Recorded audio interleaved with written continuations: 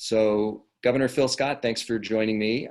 Sorry, we've had a couple technical hiccups in terms of getting started, but I want to thank you for joining me for a conversation about your experience leading the state through this crisis. And I know it's the end of a long day for you, so thank you so much for being willing. Well, not the end yet, but that's okay.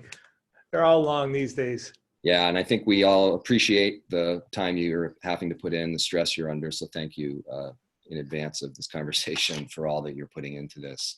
One of the things I wanted to start off with, many of the people who've been watching my videos, I've been giving them the real-time experience from the point of view of a legislator trying to navigate through all this, but wondering if you could talk a little bit about when you first realized that we were on a collision course with a state of emergency. What was it that started to send a signal to you that we were heading into that territory?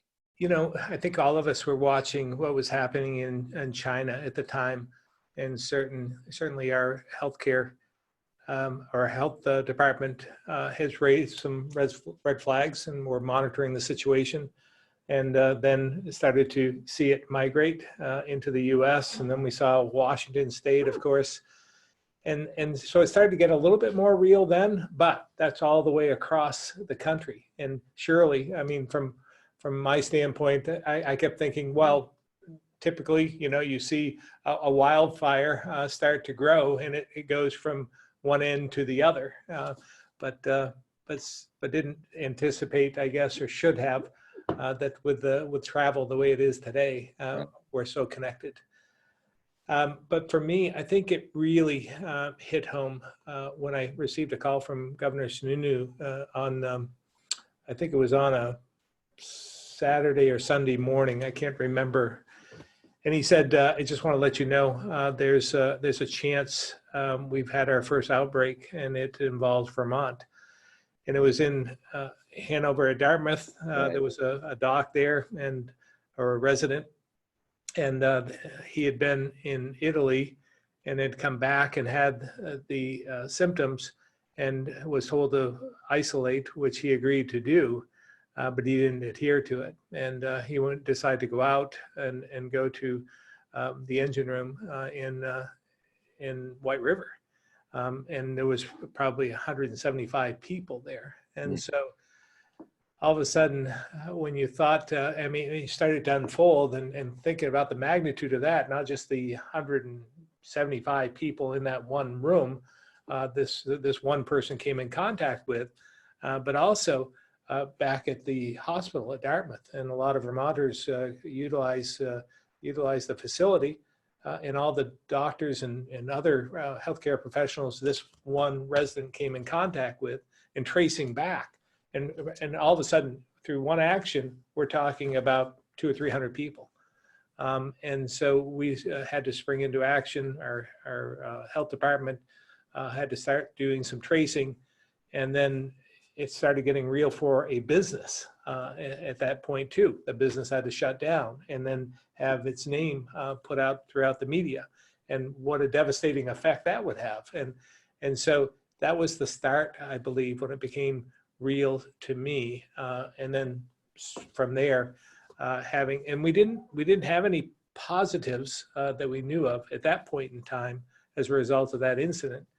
But then when I did get the news about our first positive case, then and there was two at the same time, it became real. So actually one positive case, then the deaths. So we had two deaths in the same time frame. So.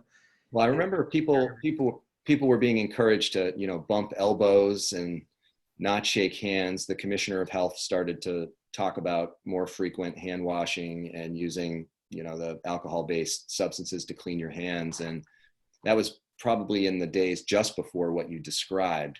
And it seems like a million years ago, but then within a couple days, it seems like of that episode down in the Upper Valley that you're describing, the requirements of our social activities changed very quickly.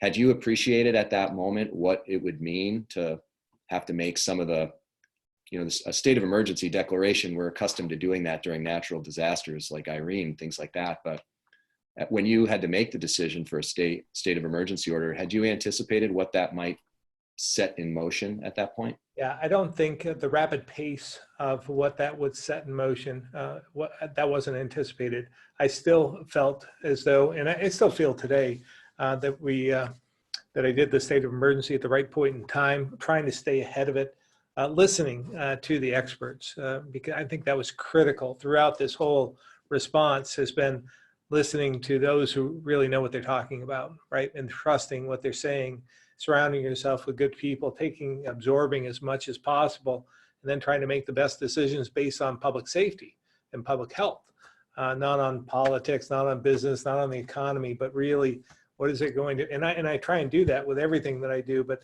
public safety is the highest priority of any government, I believe. And that's why many governments were formed, were just to protect people. Right.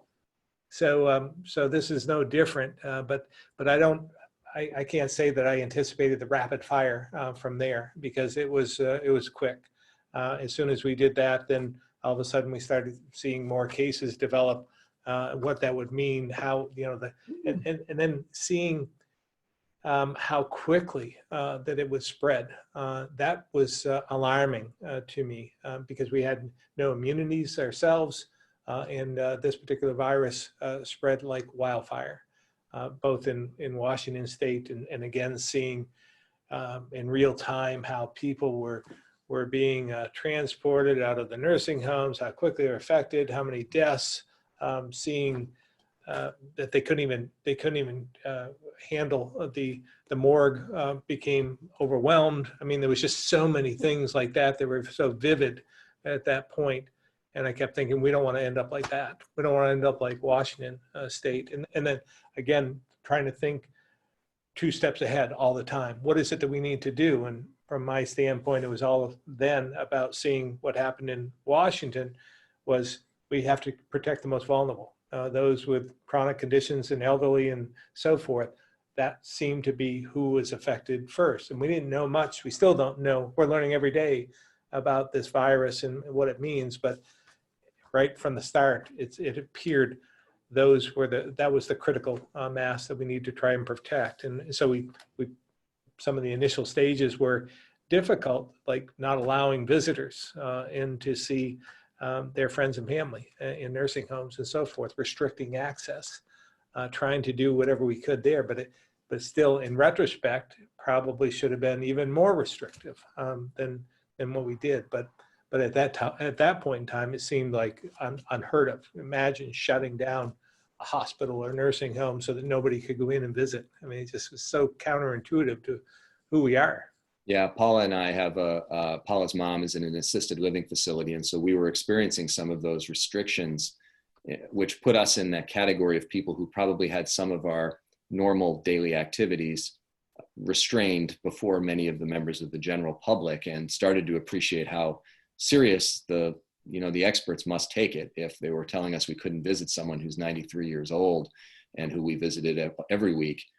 And as a legislator, one of the things, and sometimes the timing gets a little thrown off for me, but I felt like in those first days when it became more broad, the restrictions that were put in place, it was like a series of waves crashing over, with the school closures, childcare, then restaurants and businesses. And it's hard enough to make one decision, trying to take in all the right information. Obviously, those were a succession of decisions you had to make. Can you just describe what it was like, how many people you're listening to, how complicated it is to have to make what is going to be a very disruptive decision, one that you knew you signed up for, but probably hoped you didn't have to ever exercise? What was that like behind the scenes for you to have to contend with those questions? Yeah, I mean, you're always second guessing and trying to determine whether you're doing the right thing. And I knew I was doing things for the right reason, for public health and safety and so forth, but I didn't want to, a knee-jerk reaction to something either. Wanted to make sure that we're doing it in a timely fashion. And then, my biggest fear, I don't fear a lot in life, but I fear hurting or having a detrimental effect on someone else in a in a real way, severe way, and in this case, death. So having that burden, I think, is something that I take very seriously. Obviously, we all do, but in this case, I'd rather err on the side of being too reactive, doing too much, than having to live with shoulda, coulda, woulda. So we were able to put those into place. But, again, in retrospect, when you think about we closed childcare centers 2 days before the first deaths that we had in our state. We were still trying to ramp up our testing all at the same time. Closing down the bars was the right decision to make because it was right before St. Patrick's Day, right? I thought about that. I said, we can't allow this to happen. We can't allow people to go out and infect each other in a large way, but at the same time, big weight on that. That to me seemed like a big decision to make at that point in time. But in retrospect, it was nothing compared to what. Of all the second guessing, it'll probably be the last thing on people's mind. And I still remember Mayor Weinberger here in Burlington had declared that bars would be closed, I think, for a 24-hour period for the same reason. Before that could even go in effect, we had made a statewide policy through your order. And I've actually been really impressed that people, when you issued the order, some people would be unhappy, and there's no question about that. But as a general matter, I think people understood that there's a reason this is happening. It's not because the governor, the legislature, anyone else wants to do these things. There must be something that they know, the risk involved with failing to take these actions. And, what was your, you're a human being just like everybody else. And despite being governor, information still filters to you from the public and friends and people that who you're still in touch with. What was the type of feedback you were getting directly? Mostly sympathetic to taking these strong measures, or 50-50. You're on both sides. There's some who still today, I think we're going too far, way too far, taking away our civil liberties, which I take very seriously. But taking those away, it's like shutting down the economy. If anybody had told me that I was going to be there shutting down businesses and the economy in Vermont a year ago, I would have said that'll never happen. I would never do that. But here I am after spending 3 or 4 years just constantly talking about the economy and how we need to grow the economy and how we need to welcome people in, bring more people to the state. And I'm telling people now, stay away and shut down your businesses. It's just counter to everything that I believe, except the fact that we need to protect people. And so I think being clear and concise and transparent, I think was more important than ever during this crisis. And I think that we've all had a part in that. Certainly the engagement with the legislature. I think the silver lining of all this is that people just put politics aside and we did what was right.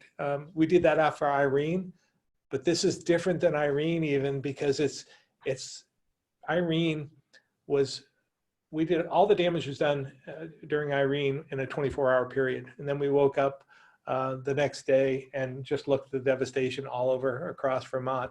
But it was physical. It was something tangible. You could touch it, you could fix it, you could build it. And then we pulled together and got that done. This is different. This is like, it's been raining now for about 8 weeks.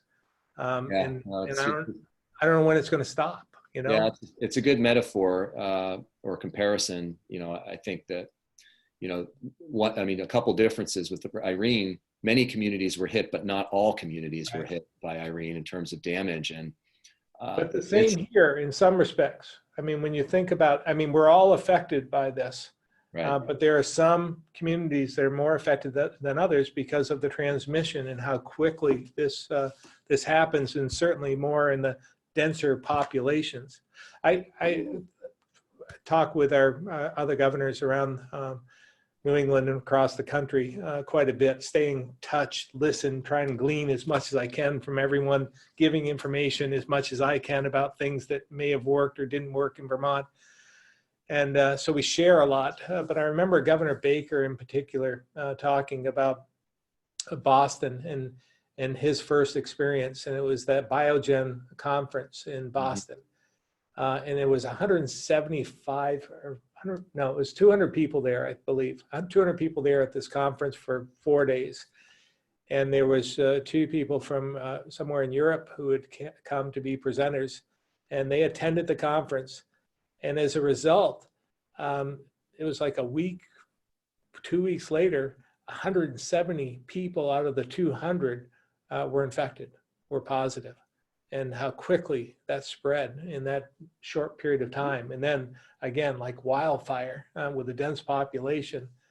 And he finally, he saw, I don't think he shut down the bars and restaurants when we did. It was after the fact. A little bit after. Yeah. But he had seen pictures of his son. His son had brought pictures of them all out partying and going to bars and doing all these things after he'd put in place some guidance saying you need to socially distance yourself, you need to do this, and nobody was adhering to it. Nobody was taking it seriously.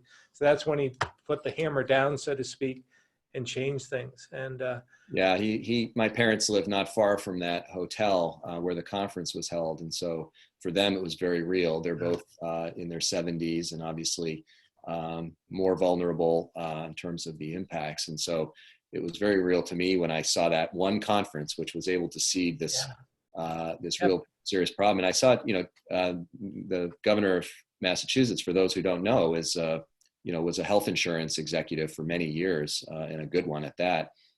He himself just had his I believe best friend's mother succumb to COVID-19, and it was very moving actually watching him speak about it at one of his daily press conferences in Massachusetts. So I think this gets very real in a hurry when it's someone you know.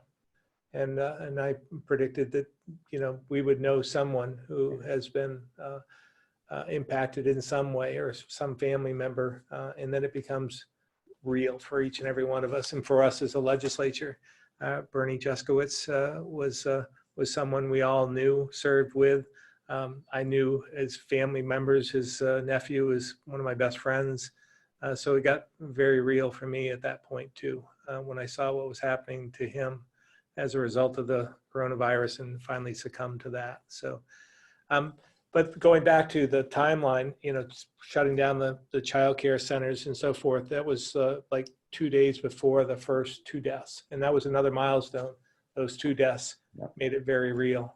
And again, knowing that it was spreading quickly at that point, but it confirmed it was the right decision to make 2 days earlier with the childcare centers. So each and every time, we've seen some confirmation of why we're doing what we're doing and why we need to keep it up. And it's, we're somewhat of a victim of our own success in some ways, because Vermonters, even begrudgingly, even those who don't agree that we should be doing it, have been adhering to this. They've been doing a good job, and they may not like it, but they're doing it because, again, we're trying to give them all the information. But we've done such a good job in some respects that our trajectory is going, the modeling, we're doing better than our modeling showed. So that's good news. But as you know, with your parents living in Boston, what they're going through right now, last week they had 1,000 deaths in Massachusetts, 1 week. Yeah, it's been, this is still growing. No, it's brutal. And I think you're exactly right. It's a real testament to the people of Vermont that, like it or not, they have followed the orders and really respected the instructions that people have been giving, even when it costs them a lot of money that can't be recouped, and taking away activities in their lives, which can't be reclaimed. The economic ramifications of this are going to be far and wide. I mean, some of the devastation we haven't, I want to be optimistic, but we haven't seen the full amount of damage as a result of this yet. Yeah, I think I worry that you're right. I think you are, which means we really have to be thoughtful moving forward. And of course, we'll have our debates about the best way to map the future for the state. But there are going to be things won't be quite the same on the other side of this economically, and that's going to not be easy. And there will be sort of the economic pain on the other side. When you were talking about the first 2 deaths in Vermont, I remember. The Senate, as you know, has been operating remotely, so we've got 30 tiles on a Zoom screen when we're meeting. And the first time we had a full Senate discussion the day after the first fatality in Vermont. We did a moment of silence, and we acknowledged that there would be more people who would die. And we weren't sure of the numbers. Of course, we were very fearful the numbers would be through the roof. And one of the things that's always been challenging for me, and I have to keep reminding people, is the 40th person's as important as the first one. And so while we feel sort of optimistic from a public health point of view that we're going in the right direction, we have to keep having the compassion for people who are still suffering right now. So it's been that real, on a human level, it's like a balancing act of both being appreciative that our efforts seem to be working, while also acknowledging that there are still people who are suffering under this virus, and they've got families and lives and all that are at risk. And I sometimes wonder how difficult it must be. Being in a legislative leadership role has responsibilities, but it's different. And I sometimes worry that people who do the work out in the field, whether it's mental health or physical health, get compassion fatigue. You can only take so much caring for others and just dealing with hardship after hardship. What are you doing to kind of get, a little bit of stress relief, knowing the weight that's sort of on your shoulders in the, the governor's role? If anything, I should say. Yeah, I actually, nothing at this point. From the first time when I received the message, I was at a Norwich University hockey game when I got notice of the first positive cases in Vermont, and we were going to have it was a Saturday night, and we were going to have a press conference the next day, and I took the call during the first period of the game, so I never did see the whole game, and that was probably the last time that I did anything outside of work, and it seemed like, I joke about this being living in his dog's life, like I'm in a time warp in dog years, because it really wasn't that long ago when you think about it. I mean, it was about six weeks ago, maybe. Seems like it's about 7 months ago. I mean, it just seems like so long ago. So I haven't let up since. I look forward to that at some point, but just continue to work every day, long days. But I worked in the construction industry for 35 years, and this is the pace. But you get a day off every now and then, usually like a Sunday, but that hasn't been the case yet. But it's the same thing, just a long day. Sundays now, or might as well be a Wednesday. It doesn't seem to matter because the spread of the infection doesn't care about the calendar. Boundaries don't matter. Calendars don't matter. Nothing seems to matter. It affects all of us. And so that's why. How about, sorry to interrupt. How about your wife is in healthcare. How have you had to shift just like everybody, have you had to make some changes the way everybody else has? I've told you about, our visitation of my not quite mother-in-law. What's that meant for you guys? Well, my wife is a bit of a germaphobe. So she's always been that way. And this has just heightened that. So if I come in, when I come in the house, at 8 o'clock, 8:30 at night, I have to go straight into wash my hands, make sure that, and I do, I've never washed my hands as much as I have today, dozens of times a day. But I have to do that. And then we really somewhat socially distance ourselves even then. And we have a plan put together. if either of us, we both take our temperatures twice a day. And because she's still in healthcare, she's a nurse, so she still goes in and works.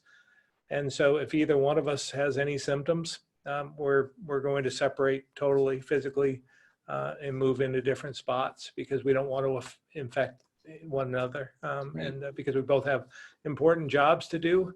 And so it's just important that we do that. So everybody's affected in different ways. And I just keep thinking about, again, in every decision I make, I try and put myself in the shoes or boots of someone else and think about how this decision, this policy is going to affect them.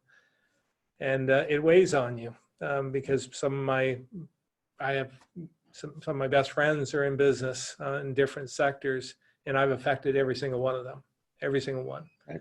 And sometimes they understand, sometimes they don't. But they understand it. They trust that I'm doing it for the right reasons. And that's what I keep trying to do. Well, I want to set you back to work shortly, so I'll ask you just a couple more questions.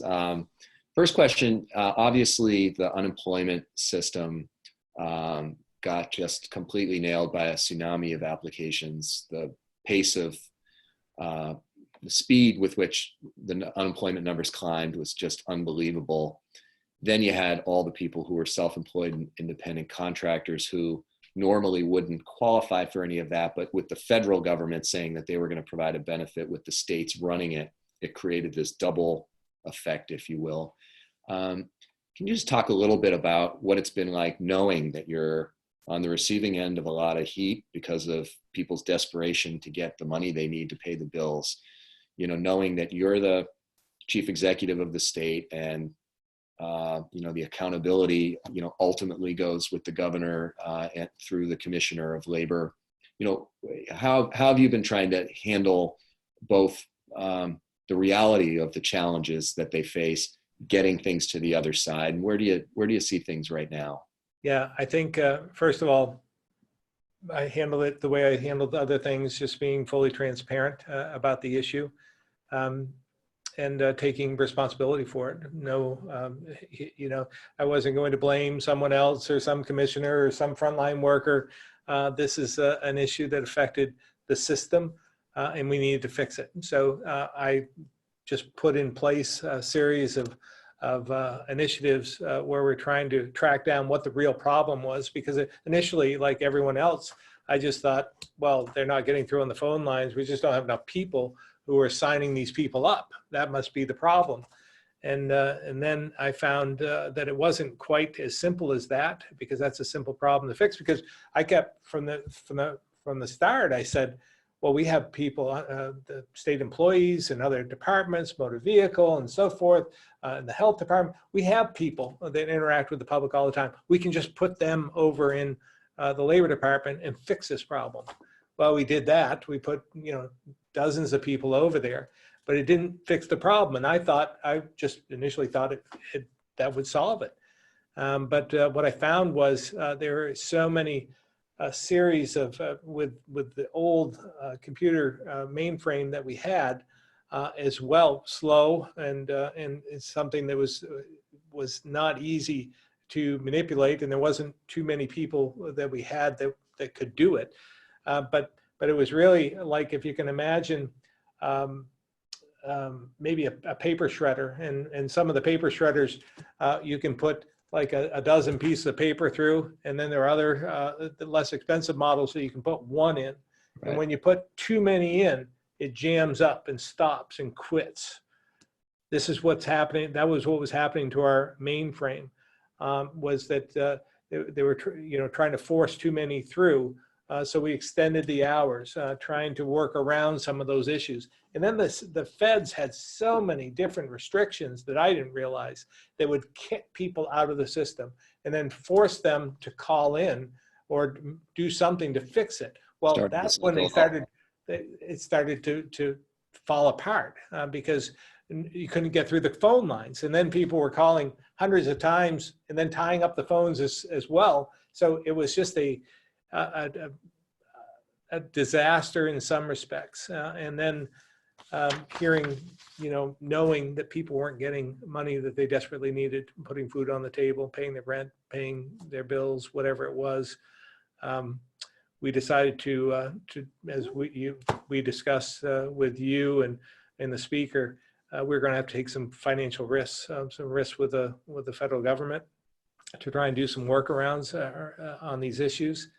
And we decided to put people above policy, and we will deal with the political ramifications after, or the economic realities of them coming back in and saying, we don't approve of what you've done, and you're going to pay a penalty for that. But that, first things first, get money in the pockets of people so they can take care of themselves. One of the strange features of the Trump administration is their goal has been to break down regulations and requirements left and right, and then just when we need flexibility than any time I've ever experienced in state government, to be hampered by some of the rigidity that's really more focused on isolated cases, perhaps of fraud under normal conditions, and not getting money out the door to huge numbers of people who have clearly just been made unemployed for legitimate reasons. And then to develop this whole new program,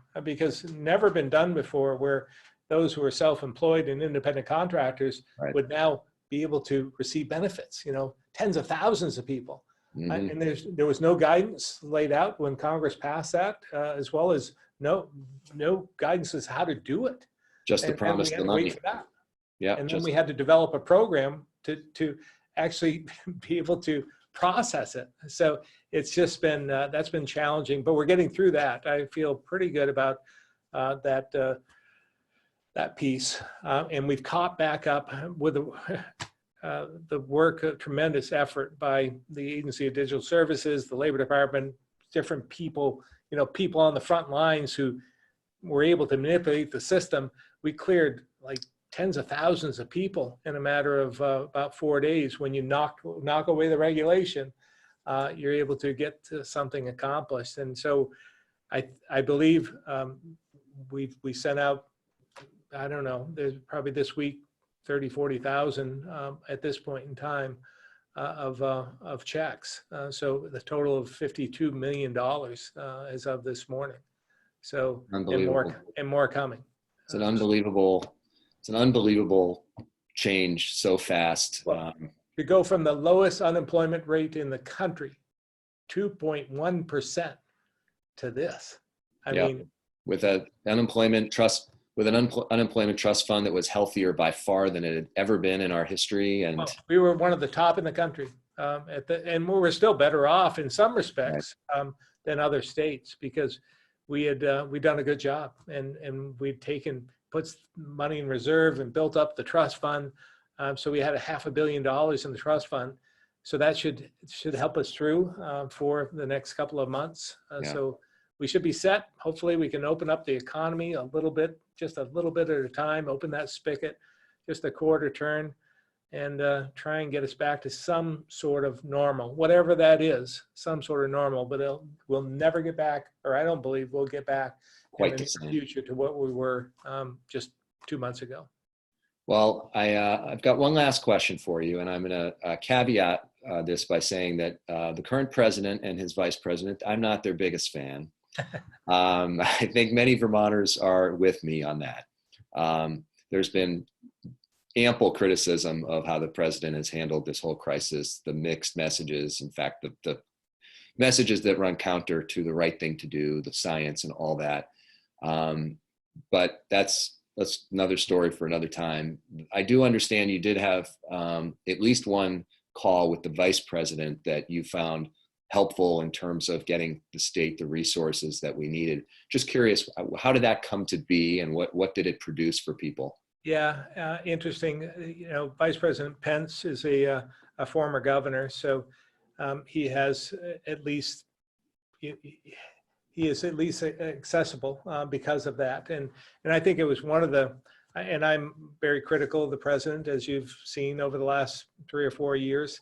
But the best thing he did was put Vice President Pence in charge of this initiative early on, or not early on, not early enough, but he put him in charge of this. So we got to a point where we were down to about 700 testing supplies. We were going to run out within 2 or 3 days, and we'd been promised more, and they weren't coming. So the health department came to me, Dr. Levine, and said, you need to pull some levers, do what you can. If you can call somebody in Washington, anything you can do to loosen up the inventory, because we're going to run out and we need these tests. So I decided I'd call Governor Sununu from New Hampshire to see if he had any extra test kits, because he was touting that they were doing pretty well over there in terms of testing. So I called him and he said, well, I'm not sure that we have enough to share, but let me check. And he said, I know we have enough for ourselves.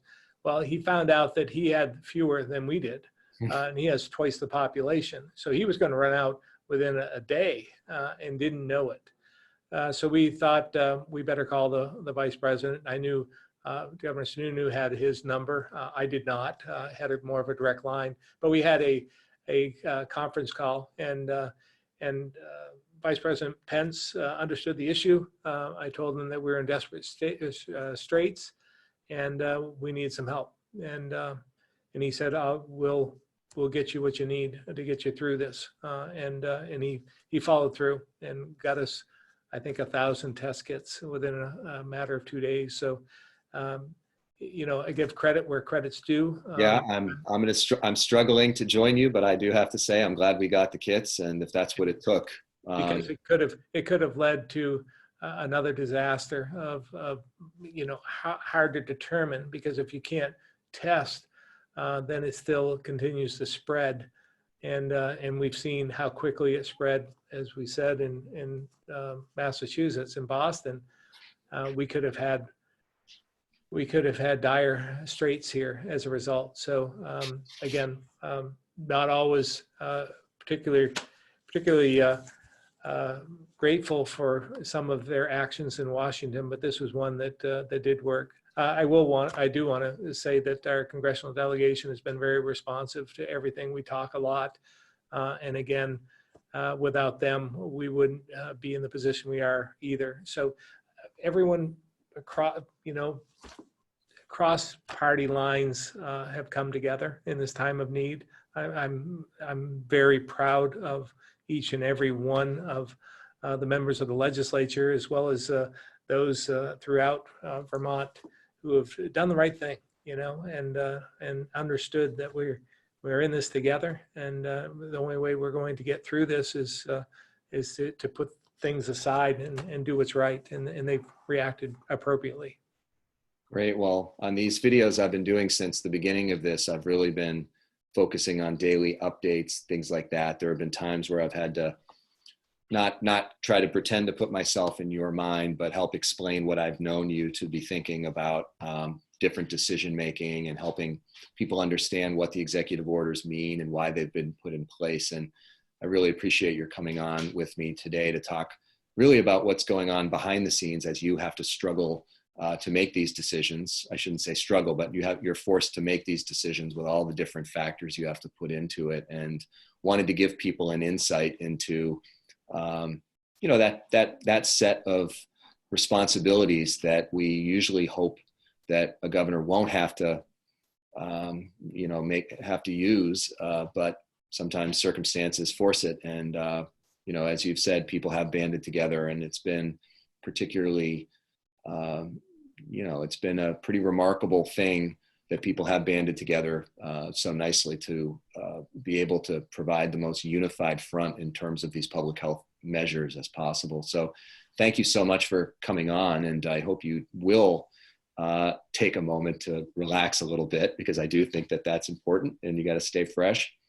And I know I'll be seeing you soon, but I want to thank everyone for watching as well. Hope you learned a little bit about the backstory of some of state's response to COVID-19.